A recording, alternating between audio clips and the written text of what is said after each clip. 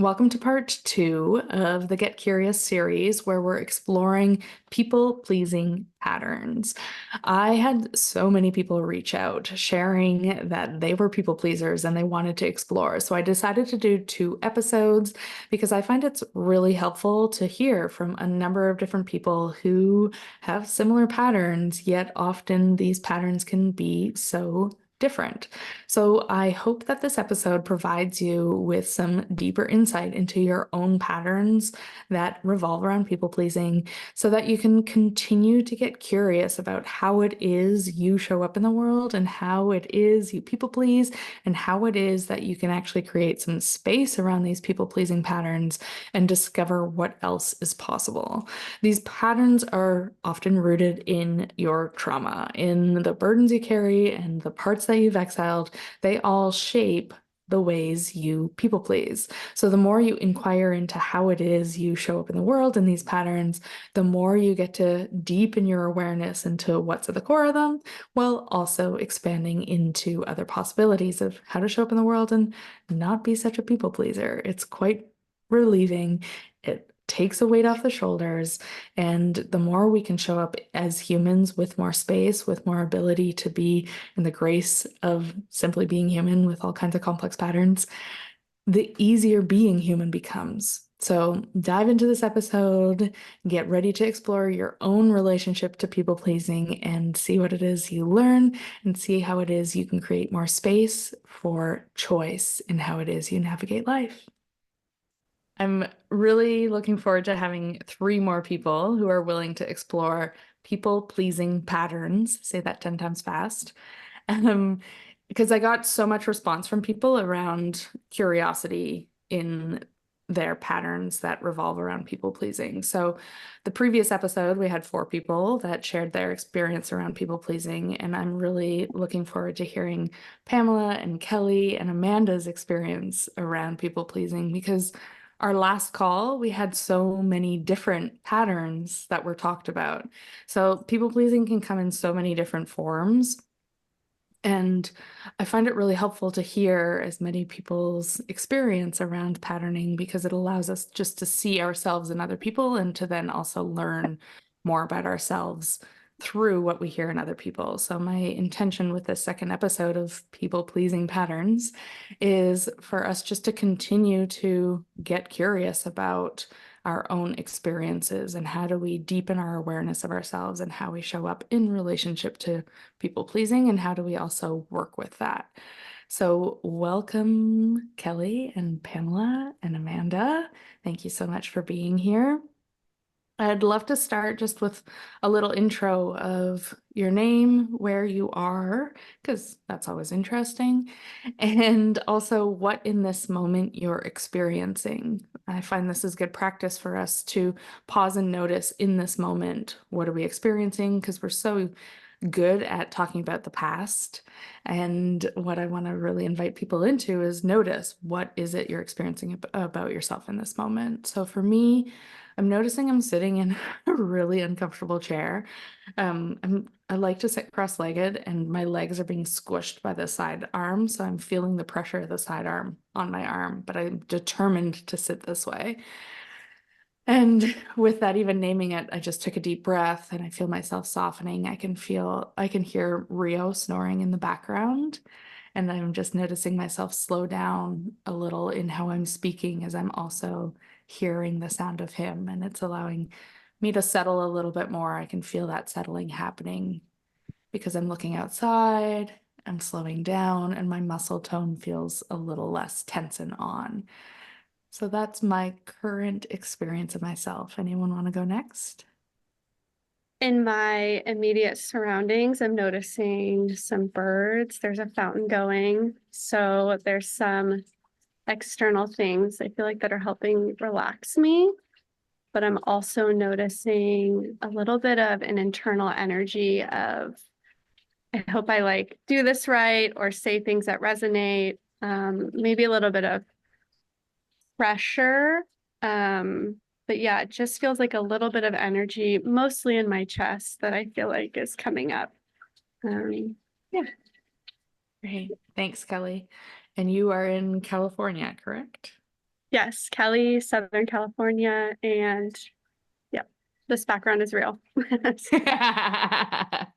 We were, for those watching the video, you can see it. And for those listening, we were admiring Kelly's background of palms and incredible flowers and trees. And yeah, the question was it real? Is it real? It is. I'll go next. My name is Pamela, and in this moment, I'm feeling a little bit nervous, actually. My immediate surroundings are peaceful, and there's a cat outside crying. I don't know if you can hear him. He's looking for a girl cat to have some fun with. He's been hanging around where I'm staying for the last few days. I've got a little bit of tightness in my chest. I can sort of feel my heart fluttering a bit at the thought of this forever being, something that's will be around for a while. But I'm also excited to share this space and talk about this topic. So a little bit of tightness in the body, but also a sense of peace and welcoming. Awesome. Thanks, Pamela. And you're currently in Ontario, Vancouver's home, but currently somewhere in the Ontario land. That's right. Yeah. Correct. Thanks. Hey everyone, Amanda. I'm in Virginia, so on the East Coast as well. I'm in my house and I'm surrounded by some animals, dogs. One just timely started crying. I feel a little, I'm not sure of the word, apprehension maybe. The one that I'm talking about, he likes attention. So if I'm sitting here not giving him attention, it's possible that he'll notify me. So anticipating an interruption from him. They're also chewing on their toys. There's a window straight ahead with a beautiful view of the yard and everything. And it's also starting to get darker. So I am feeling internally like a wind down. I had a sore throat earlier, so I made some tea. I've never made it before. It's blue. So I'm also feeling some excitement about this tea. I know. And I'm feeling pretty open. Because I'm wondering if some of the things that I have in mind for what people pleasing is, the way it shows up for me, really kind of falls into the bucket or not. So I'm feeling really open, like here to learn and here to just better understand people pleasing. I like that question of like, oh, do my patterns fall under people pleasing? And what comes to mind is like the question that first came when you said that is like, well, how would I experience myself if someone in the room wasn't okay? And you don't have to answer that. That's just a question for all of us to ponder of like, okay, if I was in a room and someone wasn't okay, how would I experience myself, or what kind of pattern might I shift into, or is there something I might want to do? That's one way we can inquire into people pleasing. So let's kind of direct the conversation into that a little bit more of like, what do you currently know of your people pleasing patterns? How do you know that you have these patterns? What do they look like? How do you experience yourself in them? And how have they impacted your life? Anything that kind of wants to be woven into that, and then we'll get the conversation started from there. I'll keep going.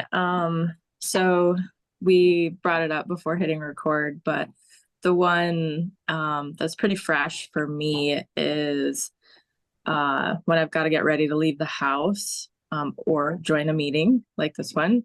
I don't allocate enough time, substantial time, enough time for me to get ready, whatever that means. Look how I want to look.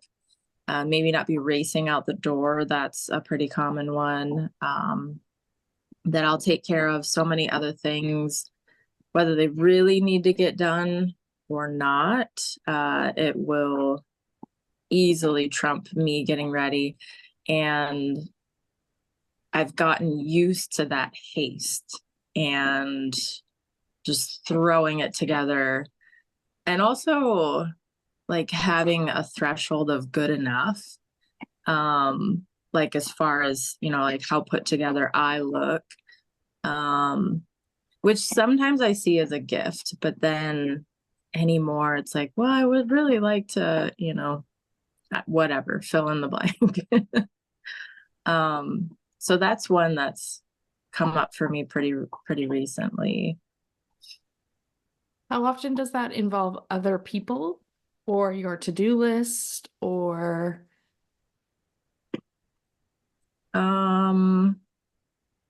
Other people, majority of the count? time. What's that? Animals count as well. Oh, okay. All the time. Yeah. Yeah. For sure. For sure all the time with other beings involved, and the to-do list, yes, kind of never ending. Mhm. Yeah, always something to do. Mhm. Yeah. So there's this kind of looming to-do list. You're always trying to rush to get some of the to-do list things done, as well as make sure everyone else is organized or okay or sorted, kind of throwing yourself together in a good enough way to leave the house or attend a meeting. But that's kind of the last priority of the thing that's on the list. And what I'm hearing and what you're describing is it's always like a bit of a rush. It's always this last minute rushing to kind of do it all with this time frame in mind. Mhm. Yeah, great. Anything you want to add around how it impacts your life? I've noticed that I'll attend events, so if it is a physical meeting, something away from my house, I'll go, feel rushed the whole time. It ends, and I get home and maybe can't really recall what it was, what I did, how it was. Was I really present? Yeah, just kind of like a spaciousness in like the attentiveness that I'll have to whatever it is that I'm rushing to. If I miss something in the haste and in the rush, there's kind of a punishment cycle with that. Yeah, that's the biggest thing, I think. Okay, great. Thank you. So that onness stays on even when you're at the event. There's this like onness to the point where you don't even quite remember what happens in what you attended, or the whole journey through whatever you went to. By the time you get home, it's kind of like what even happened? What can't even quite retain what even was involved in all of that. And then sometimes some of the things that did happen or didn't get attended to before you left, there's a whole vortex you find yourself in, this punishment that can happen around, oh, I didn't get to those things or didn't do this or yeah. Okay, great. So I'll just invite anyone to notice if they can relate to any of the aspects of that. There's some good pieces in there that I'm sure are relatable. So we'll take a look a little bit more at those patterns once as we dive in. Thanks, Amanda. That's great. Mm.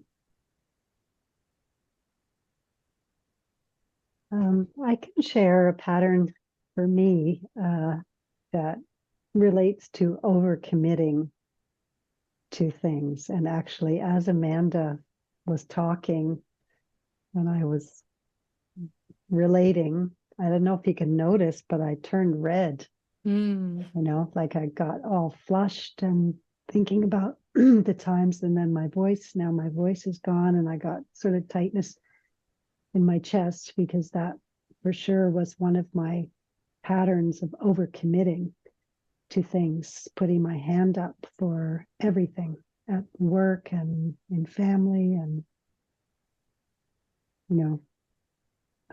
I'll be the treasurer and I'll join the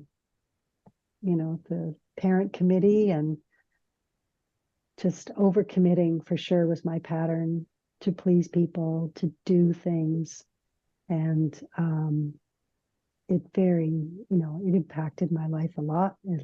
I had 2 children and impacted their life a lot. But I was like, I just had to always be doing everything all the time. For sure, I reflected and came from a place of low self-esteem, that by doing things I was, valuable to people, or made me feel like I was worthy. And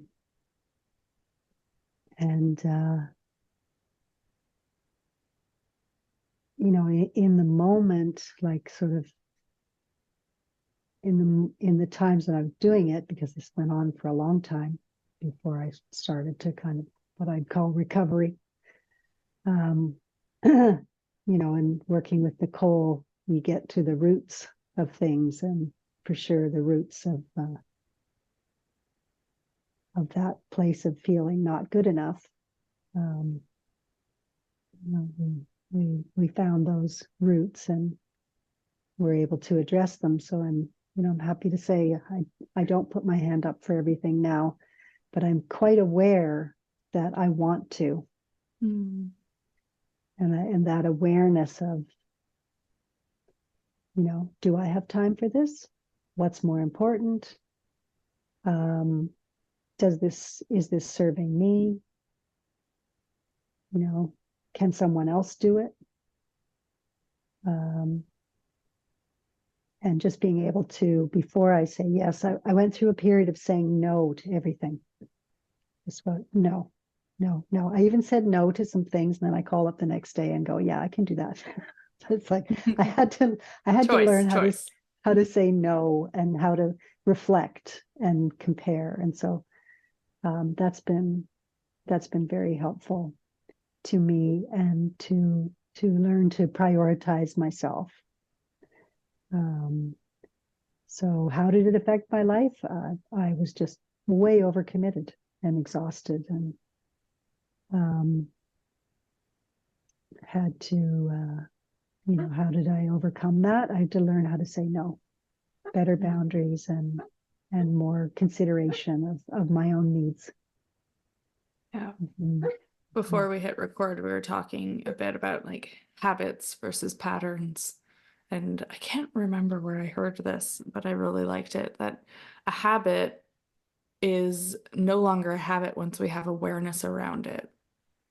Because once we have awareness around it, then there's room for choice. And it might not always seem that way, 100%. But what I'm hearing and what you're reflecting, Pamela, is that you discovered choice. You first discovered the pattern, the habit, which then you untangled more of the pattern that was involved. And you found windows where you had choice, where you could choose to do something different, where you went from one extreme of always saying yes to then saying no to everything, but it allowed you to differentiate what actually did you want to do versus I'm doing it because I feel like I should and I'm overcommitting, right? And really, although the impulse to still say yes is there, when maybe it's not really a genuine impulse to want to say yes, there's more room to inquire further. Like, okay, instinctually, is this a yes? Is it from a more deep knowing place? Is this a yes? Is this something I want to take on or agree to?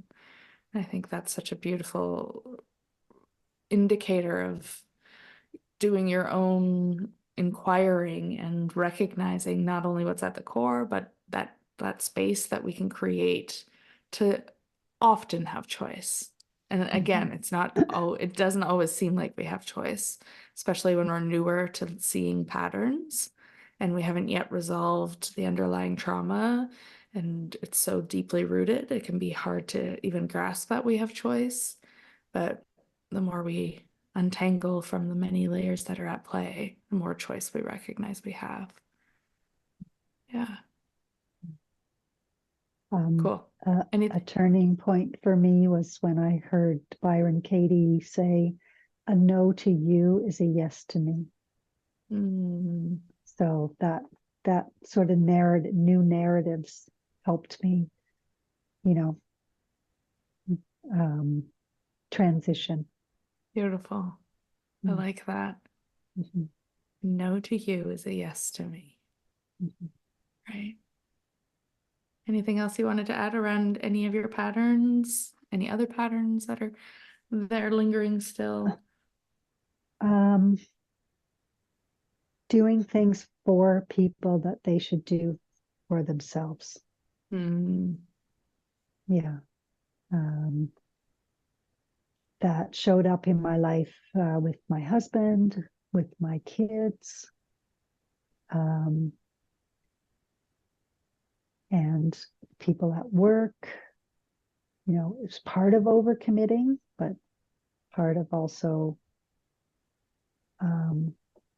thinking I was supposed to do those things, like in terms of giving kids chores and things like that. So learning what is supportive versus doing for what someone should do for themselves. Mm-hmm. Yeah. Cool. And the kind of negative consequences is obviously physical exhaustion, but also resentment.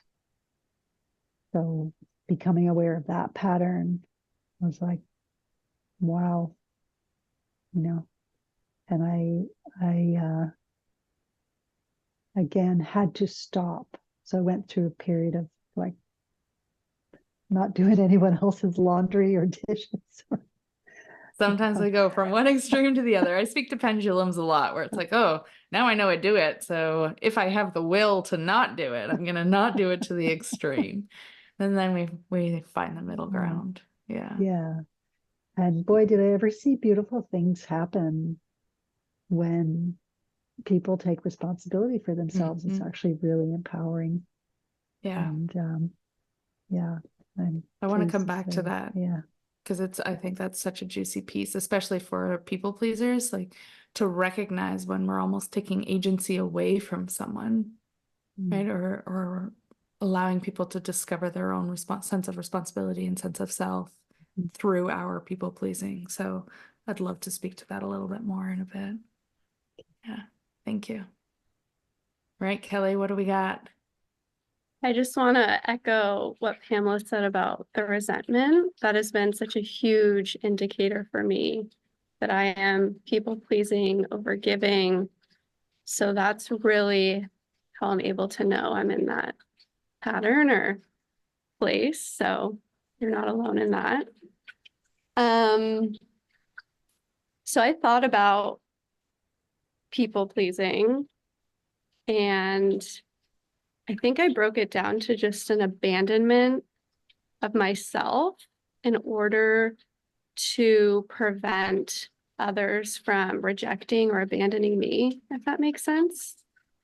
So I would show up in ways where I would leave my body and overdo things, overgive, get too many gifts for people I didn't know, help clean dishes at people's houses whose parties I were invited to, things of that nature to get them to like me almost.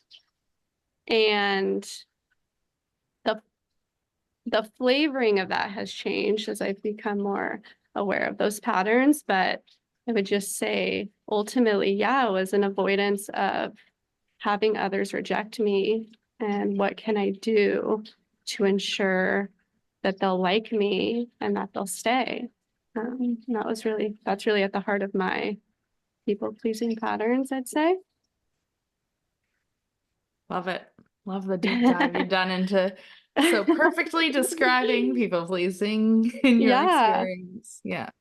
And I had to check myself because it's almost a little for myself manipulative in nature of I'm going to project this image of who I think you want me to be, but this is not, and you're gonna fall in love or you're gonna like me or you're gonna want to become my friend based on this image. but then I'm going to get resentful and then I'm going to get angry and then you're not going to meet my expectations and we're going to come to a head and the other person's like, well, hold on a second. You're just doing what you've always done. Like, who are you? So it's really interesting to pull the pieces apart in people pleasing, or it has been for me. Yeah, that I makes love it. sense. Yes, big time. And I see lots of nods happening. Yeah. And what I appreciate for you, Kelly, is like, you know, what's at the core of it, right? Is this fear of rejection, fear of abandonment. And the more we can see what's at the core of the patterns that we find ourselves in, the more we can understand why we do these things, why we do these, fascinating things that we do as human beings. So that's what we're going to do a little bit of today. For those that don't know what's at the core, you may reveal what's at the core of it, why you do the patterns that you do, why you find yourself in them. The rejection piece is such a big one, right?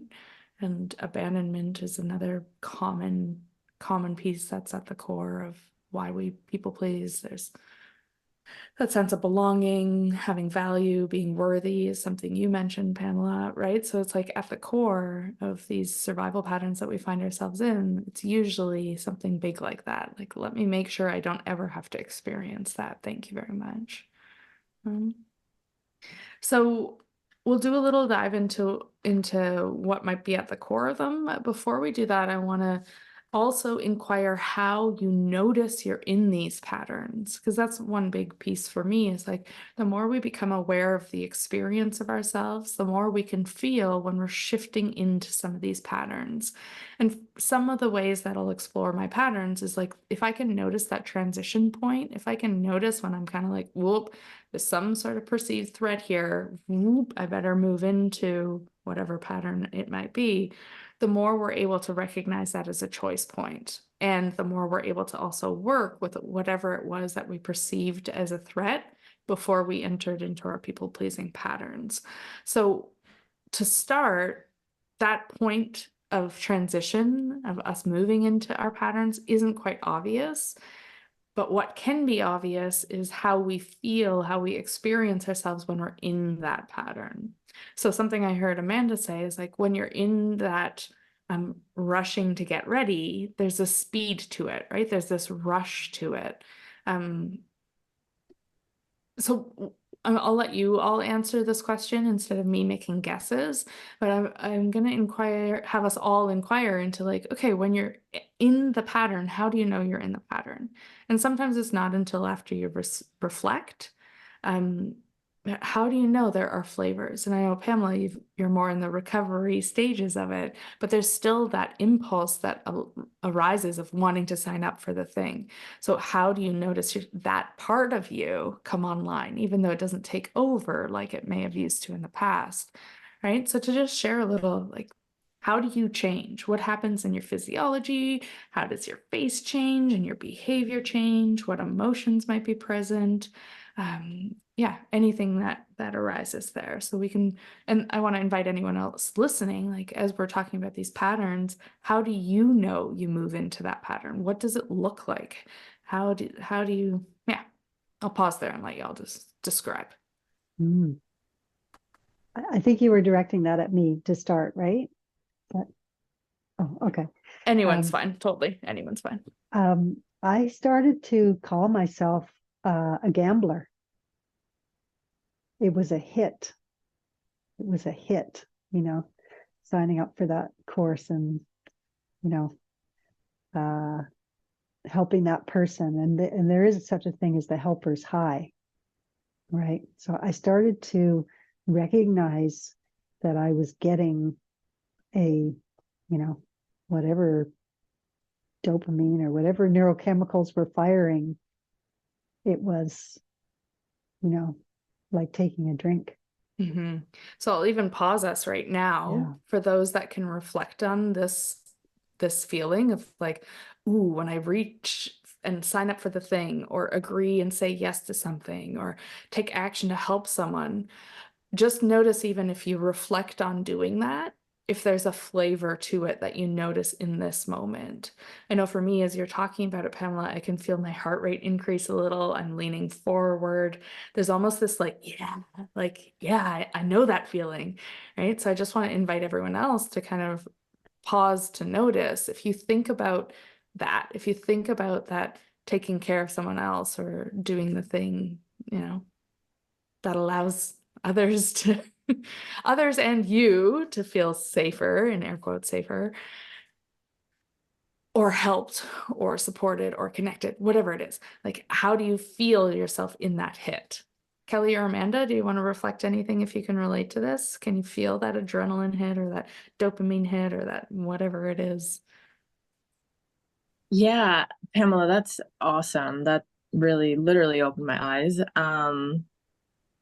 I feel like a sense of victory with what you just offered, Nicole, as far as being able to help. Because if I had to maybe put like an archetype on the people pleasing that I'm historically patterned to, shifting out of it, it's very much a savior, right? Like, and my biggest challenge right now is the animal fostering. But I'm sitting with like, I have historically offered unsolicited advice. I am pretty quick to jump in the trenches with you, and we are going to figure this out. I enjoy holding space for people, but I'm at present learning to identify that threshold, like we've all said, of when are you doing the work for somebody. So yeah, not in this moment per se, but recalling even a text conversation of, hey, this came up, boom, I'm your girl, we're gonna solve this, worry not. We are good. Yeah, I can feel that for sure. There's a flush,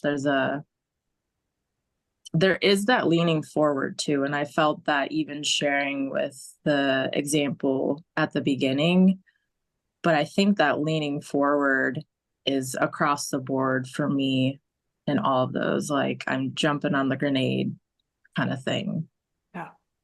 Yeah. Cool. Thanks. Mm-hmm. I can agree to the leaning forward. Definitely, I would say more so now. My people pleasing is like unsolicited advice and therapizing and, whatever else is in that realm. But it's almost like an uptick in my nervous system. So I can feel this surge of energy come through. I wouldn't necessarily say it feels like a dopamine hit, but maybe the entire interaction is a dopamine hit because I'm so revved up. But afterwards, it feels like a burnout or a crash. And I definitely get some of that, like, wait, what did I say? Or like, I don't remember anything anyone else said. I don't remember sitting and listening and like receiving or taking in anything anyone else was doing. So that's kind of how it feels in my body, but it's definitely this heightened like sense of like, yeah, let me provide you the advice that you need. Who put me in charge of that? I don't know, but it feels like my duty in the moment Totally. to help, And I like what you called it, Pamela, the helper hit. Is that what you said? Yeah. Helper's high. Helper's It's actually, high. it's a real thing. It's Yeah. a real Yeah. neurological thing. Yeah. Well, because it makes us feel alive, right? There's this Yeah. temporary perception of aliveness, having purpose, being needed, being important.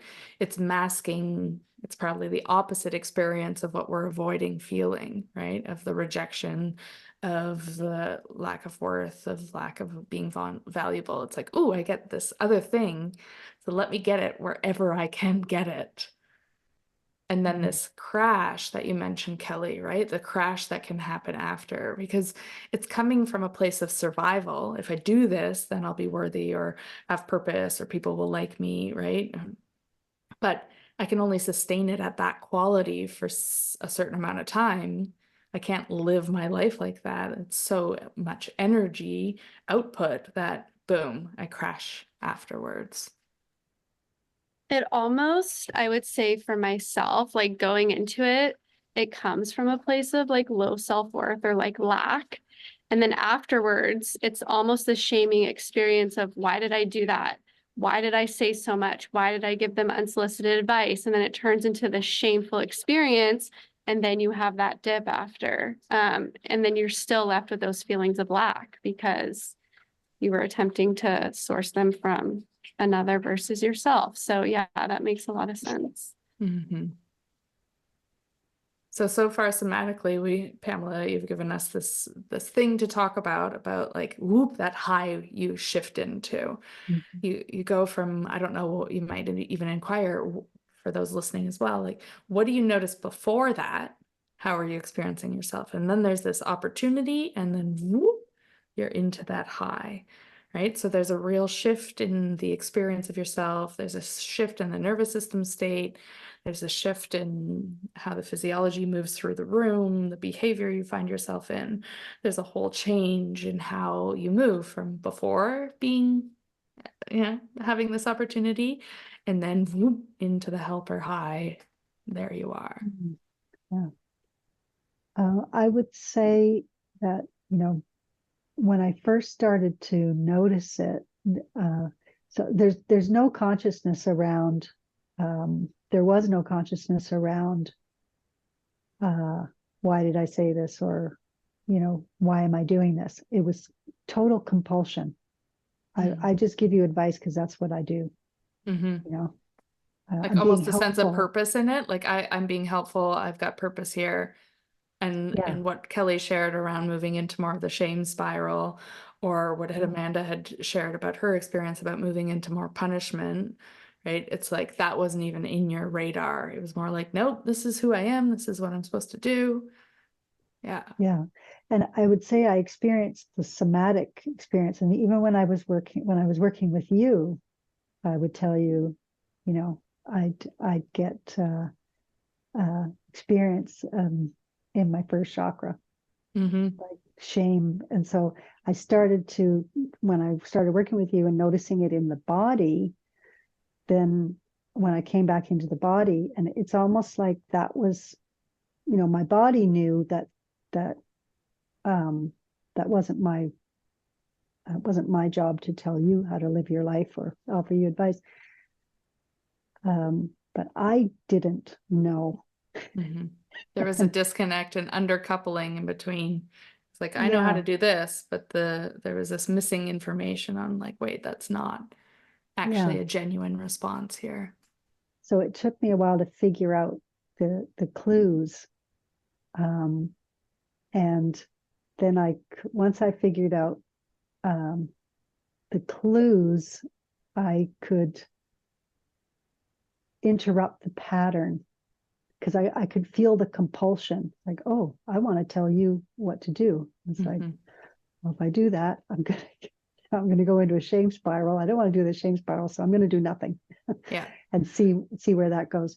But the compulsion, particularly around the people closest to me, I still experience it. I still experience that, and I almost have to go. It's like hands off, allow this moment to be what it is. And then if I'm invited, if someone invites me to give them advice, or just putting space between the stimulus and the response. Mm-hmm. But for sure, that understanding that my body signals was really critical. Allowed you to piece together more of the puzzle. Mm-hmm. Yeah. Mm-hmm. And what I want to point out in what you're sharing, and we can all kind of inquire into this, is how the pattern unfolds. When we become more familiar of how the pattern unfolds, the more we can recognize the earlier stages of the pattern and interrupt that process, or interrupt that, how that pattern unfolds.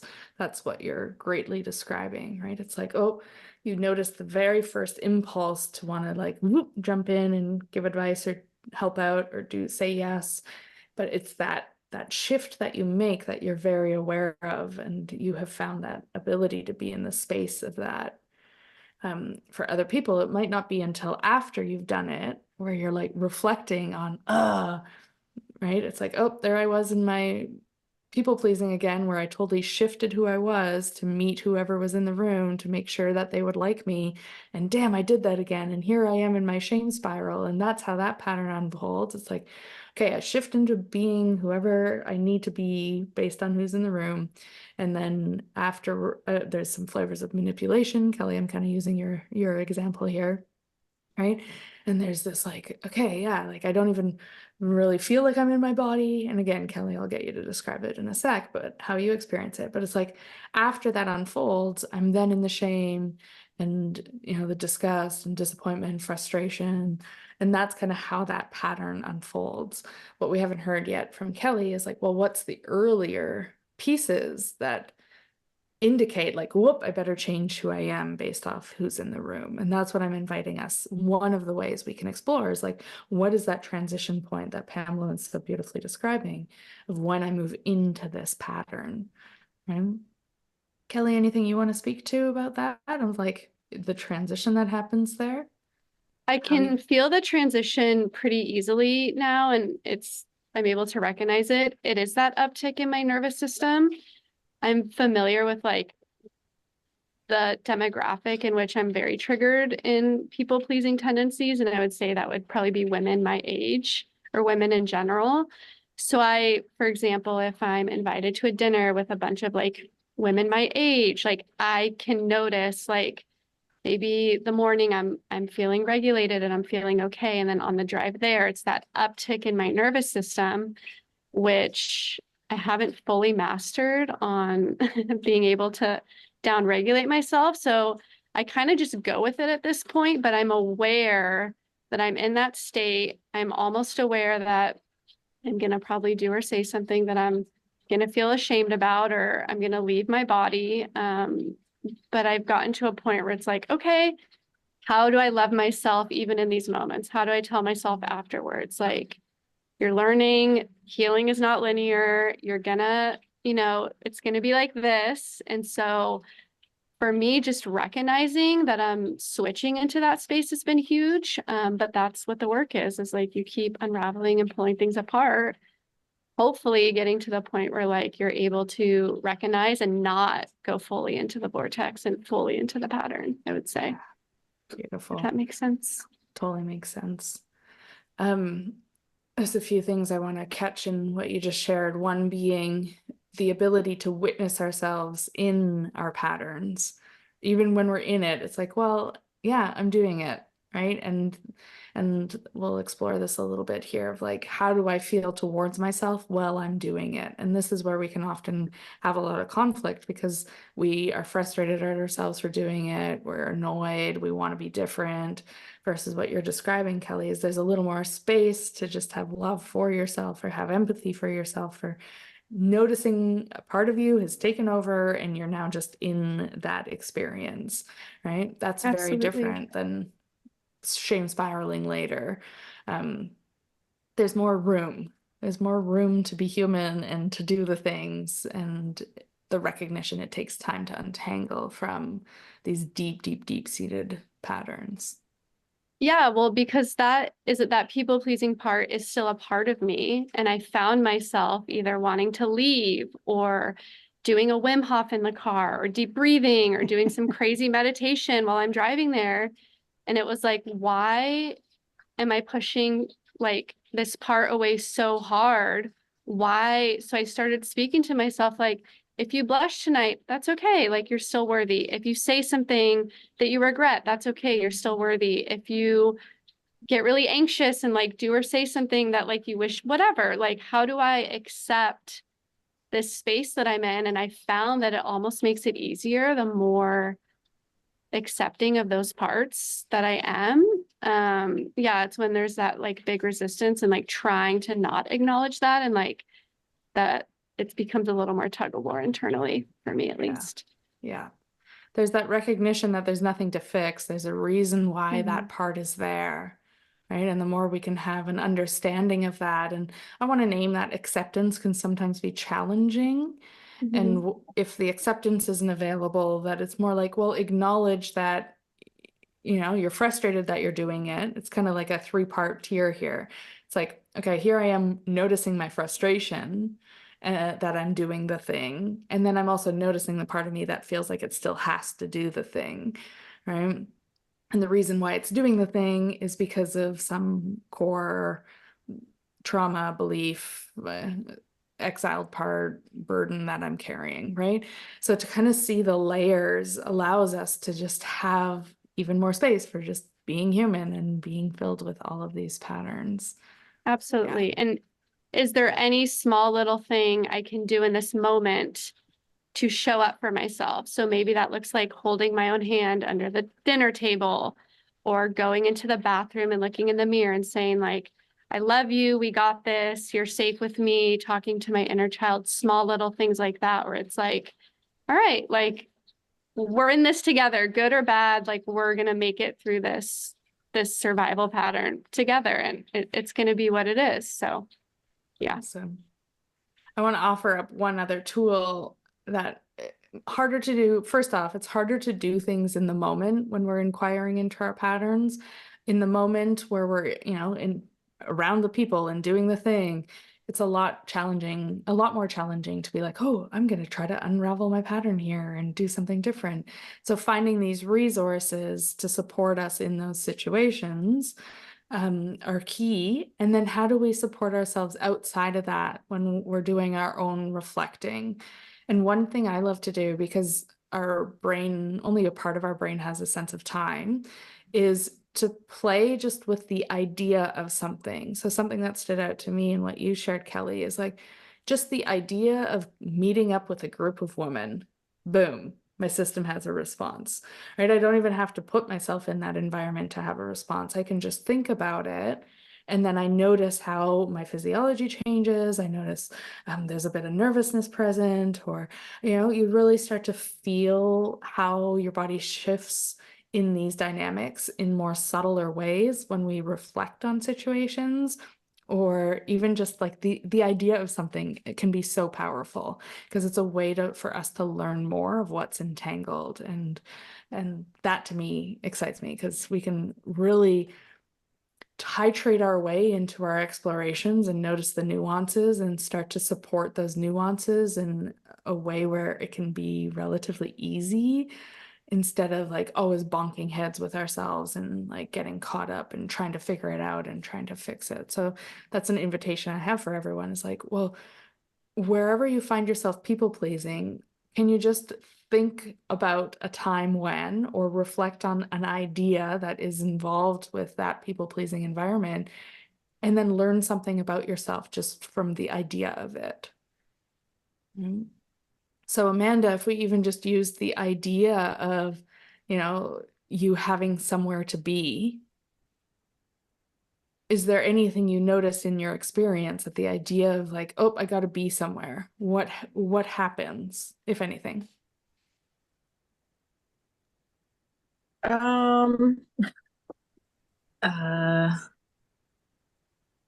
feel like I already know that I'm going to be late. That is that is a pattern.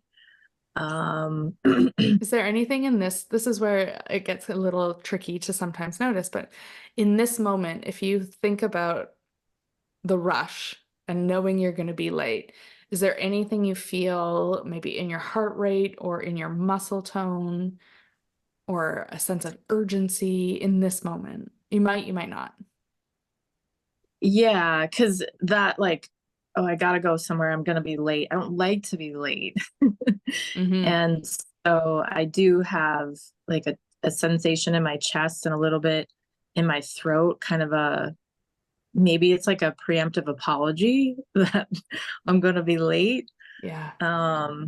Yeah, So there is there that's is a what's little weight. Mhm. sorry. That's what's It's really fine. cool, is even just by pausing and noticing in this moment how your physiology changes. Because we've been doing a lot of reflecting on this call, right? And I'm Mhm. inviting us to be like, okay, wait, if we just think in this moment, what am I noticing? we have this response to pay attention to. I know I can relate. I love being late for things too.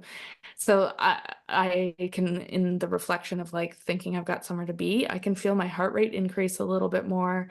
I can feel like the readiness to rush around, even though I could leave myself all the time, I'm still going to shift into this rush around feeling. So I can feel like I'm salivating a little bit right now, and my muscle tone is like amping up a little, like, yeah, let's go, because it feels good to rush around like a mad person, you know, like there's something there that really enjoys that rush, while another part might not like being late, right? Mhm. So there's these multiple experiences that I'm aware of in this moment.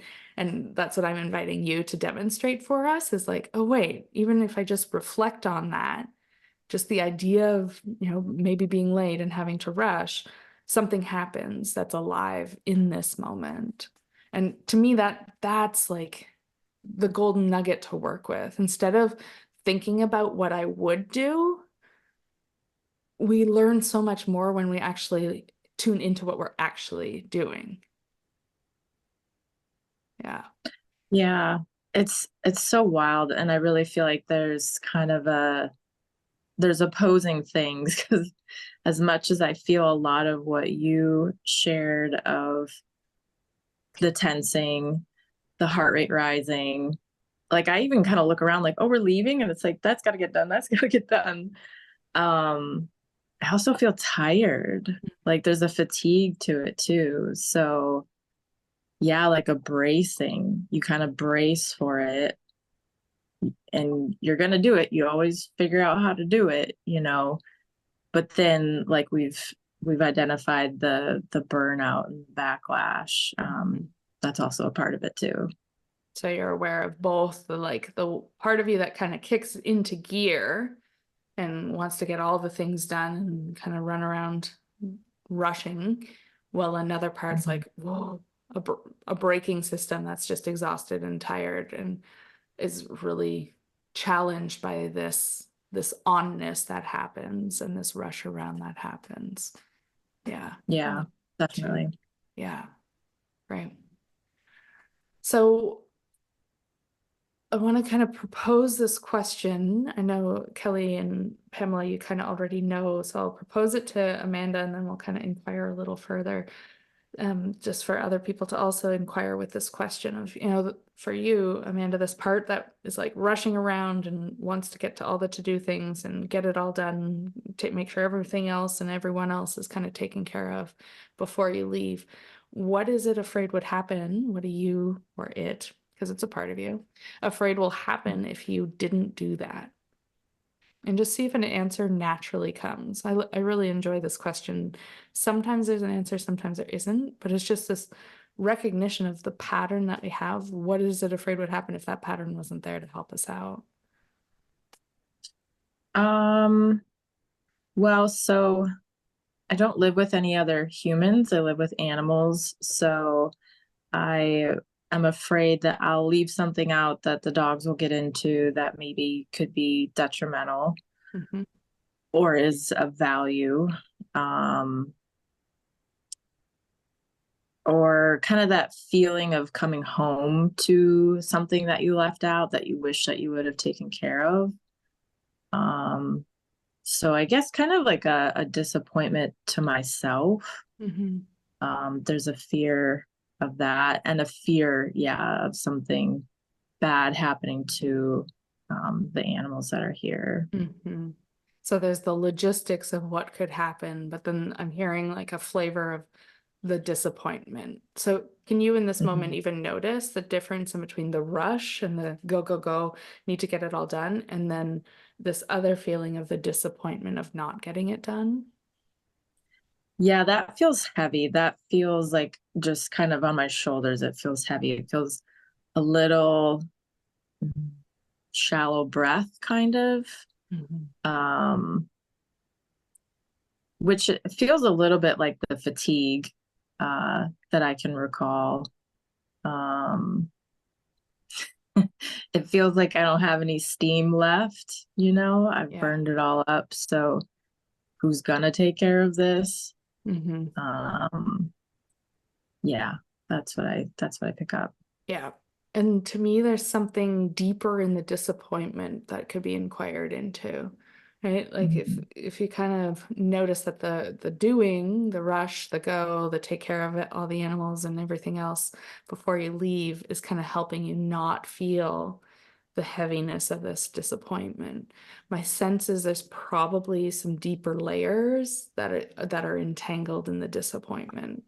I don't want to make too many guesses right now. That's something you can inquire into. But can you feel what I mean? Like the disappointment is kind of the entryway into some more of the core pieces of why the pattern exists.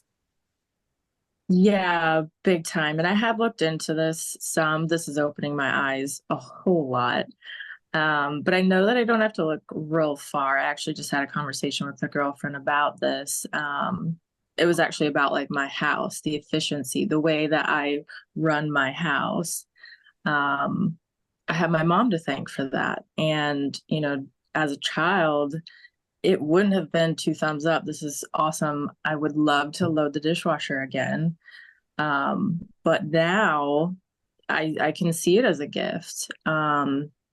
And having control of that throttle, that not everything has to be just so before you leave the house, to the degree that you sacrifice getting yourself grounded, clothed, showered, all the things, that I'm a priority as well. So It sounds like there's room for you to create more space, similar to how Pamela has shared of like, oh, that place where you shift into that urgent, like, whoop, get it done, whoop, get it done, whoop, get it done. And starting to find the choice point there of like, oh, wait, if I don't get this done, I might then have to feel this disappointment. And there's a real felt sense, somatic sense to that disappointment that I want to invite all of us into, because I'm pretty sure most people can relate to disappointment. But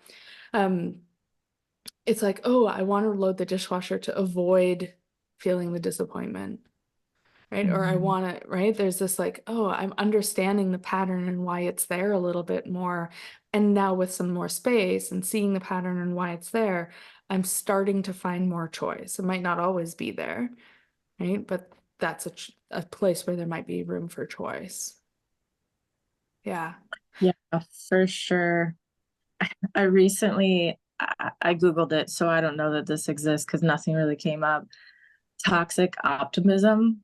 I was on a call with Kate and friends and needing to identify kind of this. And it was just like Pamela, like you said, the time thing. Like I have seemingly endless time for all of the other stuff except for me. And it is short-lived. I foster puppies. I think I can take all the puppies. Ask me how I'm feeling a month and a half into it. I don't want any more puppies. It's very much an upfront thing. And pausing to evaluate all of it. And again, me being a part of all of it, because it's not sustainable. It's not. I got shingles in March. And I've learned a lot from that. Like that was a huge eye opener for me. Huge. So having choice in it.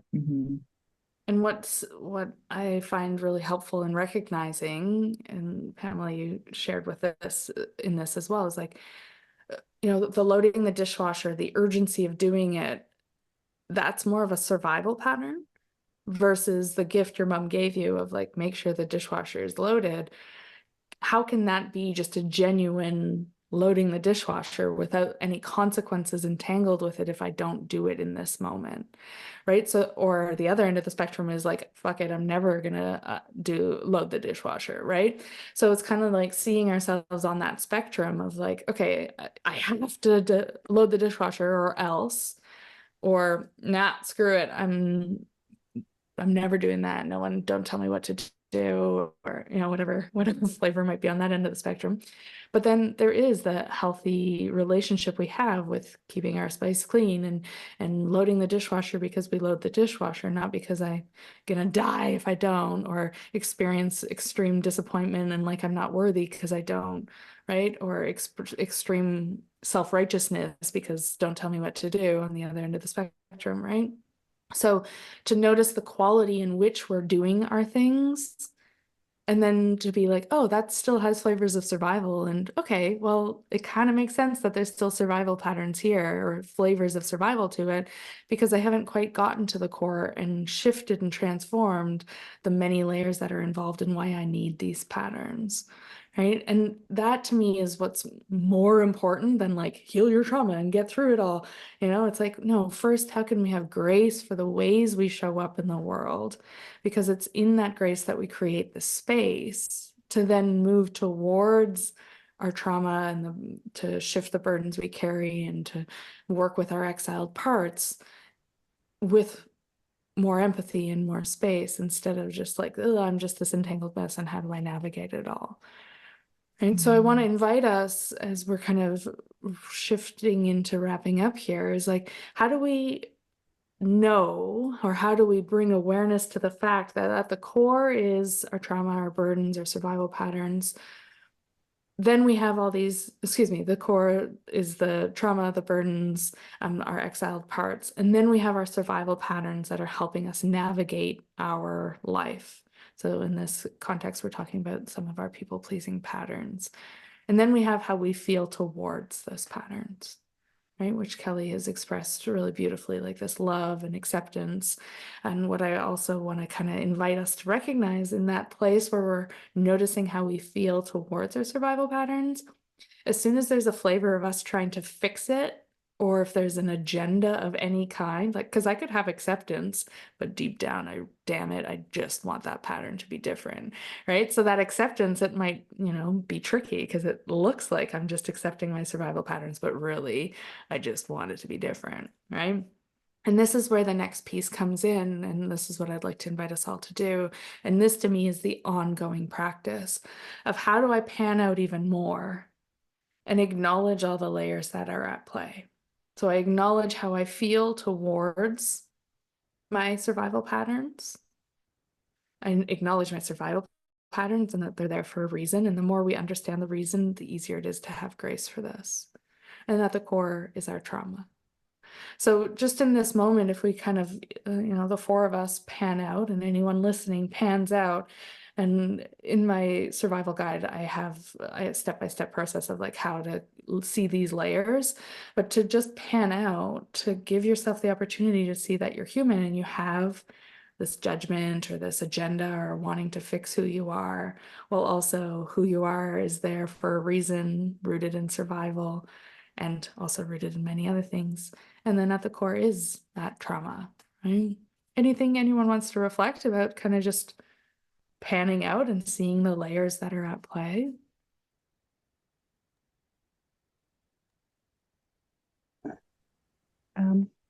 I'll offer that really my life hasn't changed at all. It's how I perceive my life. And it just goes moment by moment, experience by experience, making new choices. And so that panning out that you described, and I think I did in one of your workshops, we did an exercise where we put our hands out and then we opened them up and notice what changed in the body. And it's like so much more happens just from that expansion. Yeah, the simple practice of expansion and contraction. Yeah. Yeah. And for sure for myself, I could say that, if I was doing something and said yes to it, I was doing it with this laser focus, kind of getting the next and then go to the next thing and laser focus. But in the expanded view, I can consider all parts. I can consider, what do I need in this moment, in this experience? Is this, what does the other person really need? Are they inviting me? So the expansive part, the pausing and expanding to take in multiple perspectives Mm. and sort of consider. And that feels in my body, that feels very calming. Like I can feel myself in the space, and it's not the same compulsion to that narrowness. I don't know if that was the answer to your question, but That's a great answer. My only addition to the question is, in this moment, how do you notice the expansiveness? How do you notice panning out? yeah, for me, it's kind of like an auric thing. In the pause, I have these boundaries that I drop down. If I feel myself going towards the compulsion, I will literally in my mind envisage this, my luminous energy field, and just drop that down around me to kind of like a ball of jelly. Mhm. So in this moment, Pamela, are Mm. you aware of panning out? And in this moment, can you feel the need for the dropping down even? Because the dropping down could be a form of protection, potentially. So Mhm. in this moment, if you imagine yourself panning out and even acknowledging that the drop down might be important sometimes, um, you don't have to answer, but just notice in this moment, how panned out are you and how much are you seeing the layers that are at play in this moment? You can come back to answer it unless there's something there in this moment that you want to answer.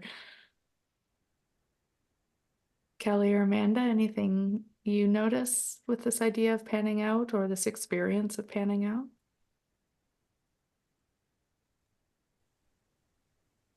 Maybe, I think I was thinking of something else before touching on that sometimes it can feel really difficult to have compassion for some of these parts. And something that's helped me is like viewing them as like small versions of myself, either by looking at childhood pictures or putting a baby picture of me on my phone. It's really easy to feel more like compassion and love for these parts that probably generated or came to be or started building around the time of when you were a child. So that has been really helpful for me to feel more compassionate. And it's been really interesting as I've unraveled some of these parts. You can really go from like not being aware of the pattern and being in the vortex and being like, oh man, I did it again, to feeling like when you're doing something out of a survival pattern or when you're doing something because you want to do it and because it makes you feel good. And it's that process has been like very beautiful and interesting for me because you can really like the more you unravel it, the more you get in touch with your intuition and the more you can feel like, oh, I'm over giving in this situation. I'm bringing a bunch of food. I'm baking these cakes because I want to and because this brought me joy versus I'm doing this because I want everyone at the lake house to think I'm the coolest and best chef or whatever else. So I wanted to just add that. Thanks, Kelly. Love that. Mhm. Anything you also want to reflect on this idea of panning out in this moment right now and kind of seeing the many layers that are at play for you in your human experience and the many ways you navigate life? Anything in this Yeah, moment? it feels like there's a lot. It feels very layered, but it feels like different versions. The versions have changed the more conscious and aware I've become. Um, and it's less about pushing away and disgust towards these parts. And then I would say the expansiveness feels almost like I want to put my arms out like a holding of it all. That's what it feels like for me, which is not always easily accessible, but that's how I would explain it as like, yeah, instead of a pushing away, which feels more narrow, it's this like, this is me and all my parts. That's what the expansiveness feels like. Great, thanks. I'm Mhm. just kind of really pushing this question on like in this moment, because even those people listening, it it can be challenging to access this experience of like panning out and holding the many layers at play and not being in the layer that feels like I have to be doing something or fixing something or, answering a question in a certain way, whatever showing up, right? It's more like there's a real sense of spaciousness that we can land on, but that's not always easy. And so that's why I'm kind of pushing this question a little bit more, because I want to invite more curiosity of like, how do we pan out to really see and hold the many layers at play? Because that experience is so rich. So, Amanda, anything you want to name around this? I know we haven't worked together before, so this is a newer concept for you, or practice for you, or experience for you. Anything you're noticing in this moment around that? Yeah, this is new for me. And because of that, I'm feeling, at first I thought the term would be overwhelmed, but I think bombarded. And not necessarily in a negative way, but I call them lightning bolts. I've had so many lightning bolts in the course of this conversation, just even like we were saying, the terms that we're using. Um, so I'm feeling bombarded, but it's stuff that I want to sit with, that I want to let percolate more to get to where I really understand it for me. Because another sensation, a cue that I can step into people pleasing is that sensation of being swept away and ungrounded, like Pamela said. And I know what it's like to feel the opposite of that, to be grounded, to have, I think Pamela, you said the jelly shield. And it's tasty. It's really tasty. So right now I feel bombarded, which feels a little uncomfortable. So I feel a little like tingly on my skin, a little flush. But not overrun either. Like, because it is not linear, as we said, and this is a spiritual being having a human experience. I very much am on board with that. So yeah, bombarded, but allowing it is how I'm Beautiful. feeling. I Yep. appreciate you naming that instead of people pleasing and giving me a different answer. And what I want to name is like, I'm sure you're not alone. So those listening, like, we're having some pretty rich conversations, and the amount of digesting that can happen through these calls or through the podcast is rich. Like, it's rich food we're digesting here. And to give yourself all the time to just take little nuggets of what you're digesting or making sense of. And I love what you named, Amanda, of like, find your own perspective in this, right? And that's one of my big intentions, is for people to deepen their awareness of their own perspective of their experience. That we're not here just saying this is how it is and this is how you should work with it and follow these 3 steps, right? It's like, no, like, take this conversation and notice what landed, and let that sit and let that brew and let that find shape in your own way, so that you can continue to find your own deepening and understanding of who you are and how it is you navigate this world. So I appreciate you naming that big time. With the expansive question, I feel like it was hard to access at first, and I sat with it for a second, and it feels like like floating and like a loss of control. I think I don't feel comfortable with this concept of the expansiveness. That's is kind of what's coming up for me. Love that, Kelly. I love that you're starting to notice that a little bit more, because that to me is so rich in the recognition of like how we need to go slow. And when we open up into more of our trauma vortexes, we're also opening up into the depth of the counter vortexes. So what do I mean by that? It's like, as we dip into what we're still stuck surviving, we also have the opportunity to dip more into the human experience and the richness of that. And that we have to go slow into both, because there's often entangled pieces with it all. And I have one of my episodes, I think it's episode 7, I talk about like overcoupling, undercoupling, or how things are entangled or missing. And what you're describing is a very normal experience to have, where it's like, ooh, for me to expand actually equals losing control. Right. And this is why I have to people please. I have to have all my resources. I have to have all my survival patterns in place to make sure I'm not losing control. So that's part of this process of like recognizing our edges and playing within the edges, that where it's okay to still have control, but know that beyond that there's some fear, and that's okay. And that's the edge I'm going to walk on. Right. Everything that expands also contracts. And the more we notice that rhythm of the human experience, and Pamela, you were referring to that, right? This expansion and the contraction. But the more we really tune into both of those experiences, the more we're able to play with those edges of perceiving lost control and recognizing we can move through the discomfort of that and be okay until we meet the next edge that is around losing control. So thank you for naming that, Kelly. Anything else before we sign off?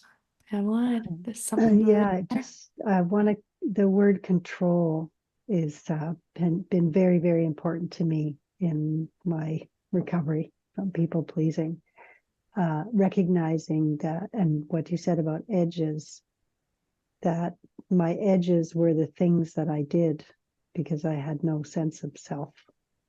And my edge is, my jelly is myself.